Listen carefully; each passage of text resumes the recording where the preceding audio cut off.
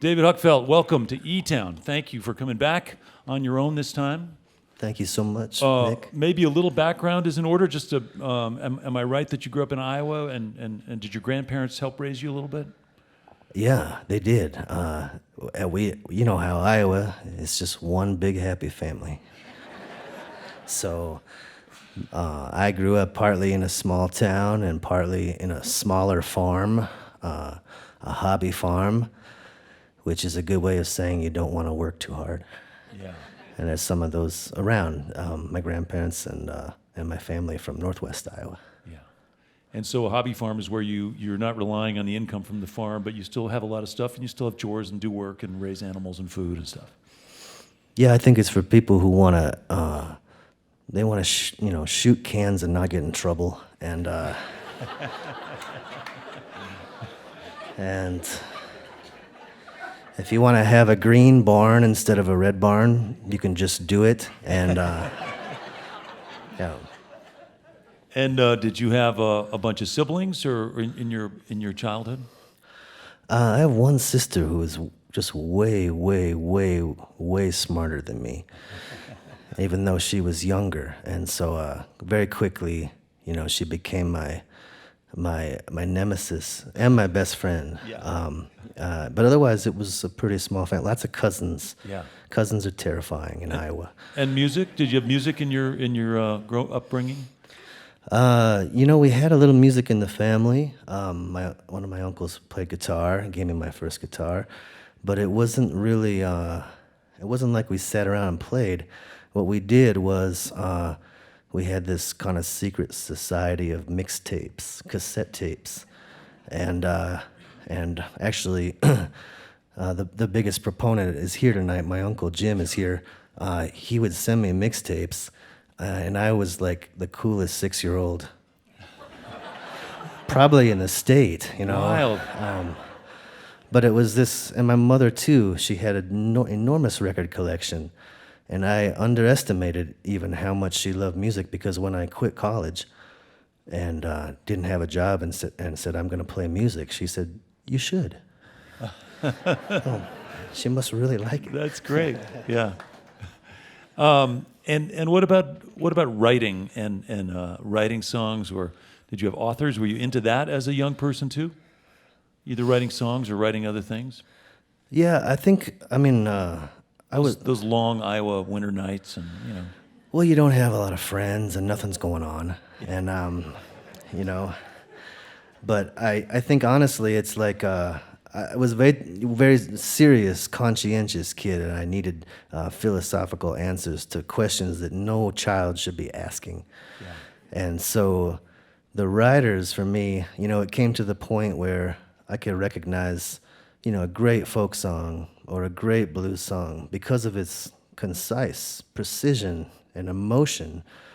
But I also was taken with the best places where poetry and music truly do line up, and where someone distills a concept into a feeling. And I love the free form of the language in it, the beat poets, and so that, I was writing poetry before I ever picked up a guitar. Yeah. Yeah. And that curiosity that you're talking about, asking these existential questions, that's what led you to theology school. And I think it's what led me to be a really annoying young man. yeah. But but truthfully, I read a little thing about from Muddy Waters, and he said I only wanted ever to do 3 things. First thing he wanted to do was be a baseball player, and so did I. I tried for a while. I was, and then he said after that he wanted to be a preacher, and he failed at that. So I was like, I'm 2 for 2 here. And then the third thing is music, and I think it's just a matter of, I think once you go to that place where you're being fed by it, you can't go back very easily. Like the Over the Rhine folks were saying, you don't want a life without songs. So for me, it's kind of come hell or high water. I'd like to participate. Yeah, yeah. And what, in the midst of all that journey and that opportunity, because you're already a working musician, the Pines are already recording, you've done touring and all that stuff, what led you to go out to this remote island, Isle Royale, out in the middle of Lake Superior, and isolate yourself so you could kind of just be alone with your muse, your thoughts? Well, a lot of things. It sounds really romantic. If you weren't ready for it, you'd have a terrible time. Yeah. You know. What month did you go? It was September, and I heard about it a couple years prior.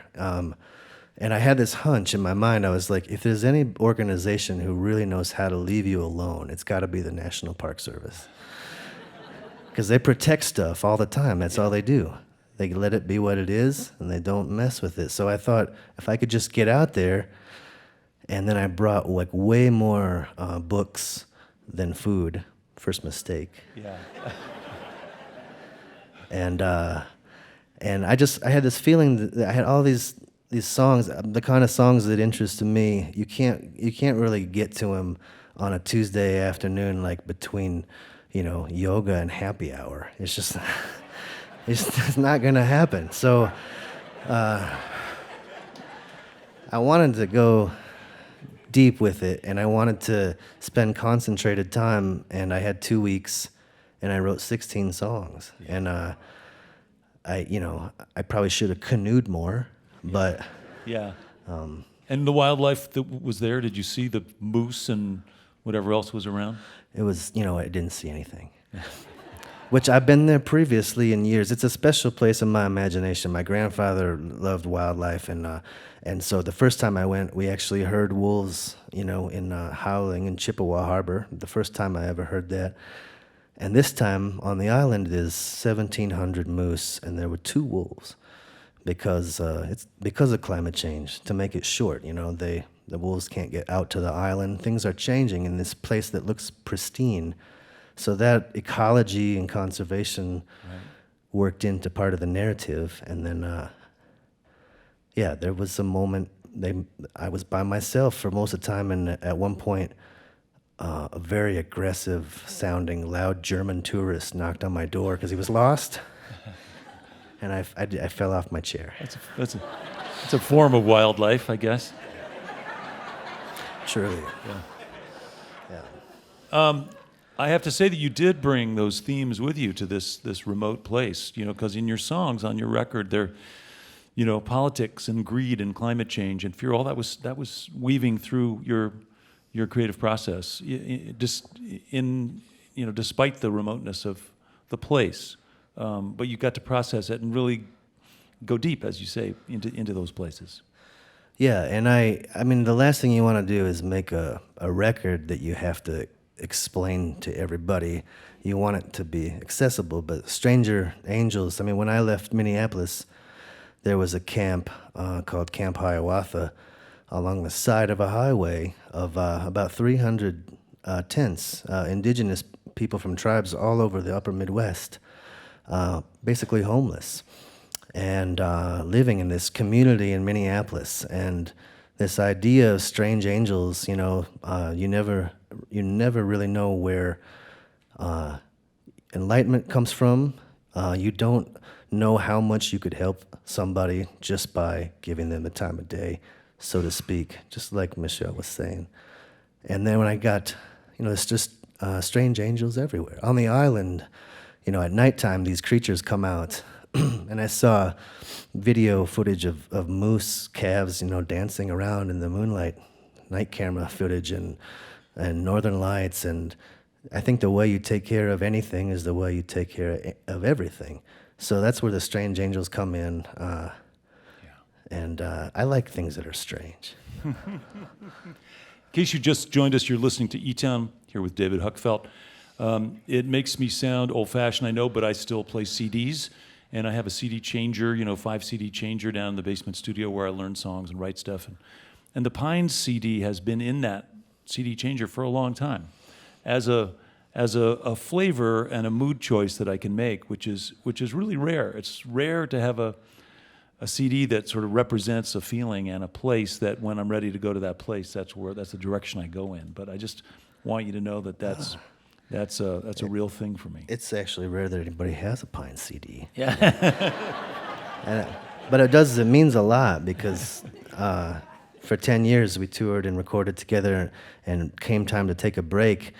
And to tell it's very rare to be in your favorite band in the world. Pines are my favorite band because of my friendships, and so that means a lot that you still listen to that thing. yeah. I get you a new one if you want. Hey, I've got the vinyl too, actually. But listen, I want to say that the spirit and the feeling and the emotion and the kind of range of sounds is not dissimilar from your solo record. I know you recorded this one up in Wisconsin, right? Also out in the country. Yeah, I think at the end of the day, you guys, talking about digital music, the best we can do is human beings in a room together. So I had all these friends, and I said, I don't care really what gear we're using or, exactly where we are, as long as we can all be there for 3 days.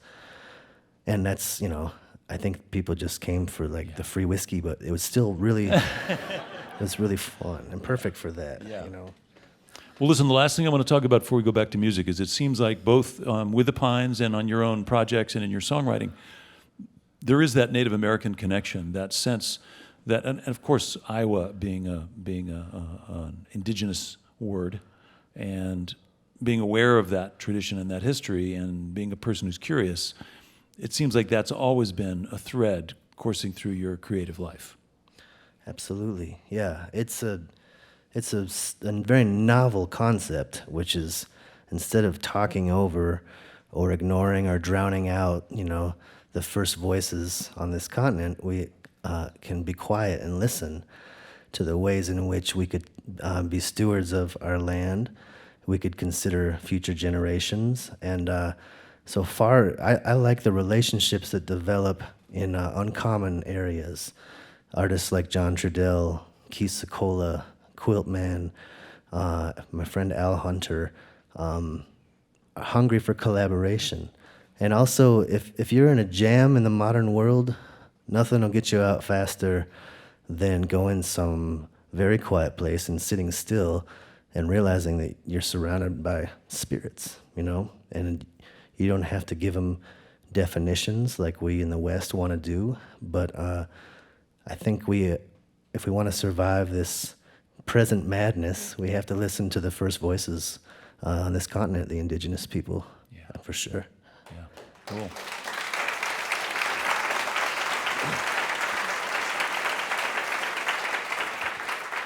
Well, we are also about to listen to a not first voice, which is yours, in just a minute. So we're going to get back to music, and I just want to thank you for coming back to be on eTown. It's great to hear you. Great to hear these new songs. It's such a pleasure to be here. Thank you so Thanks, much, David. Nick. Welcome back, if you would, Mr. David Huckfelt. Play some more music.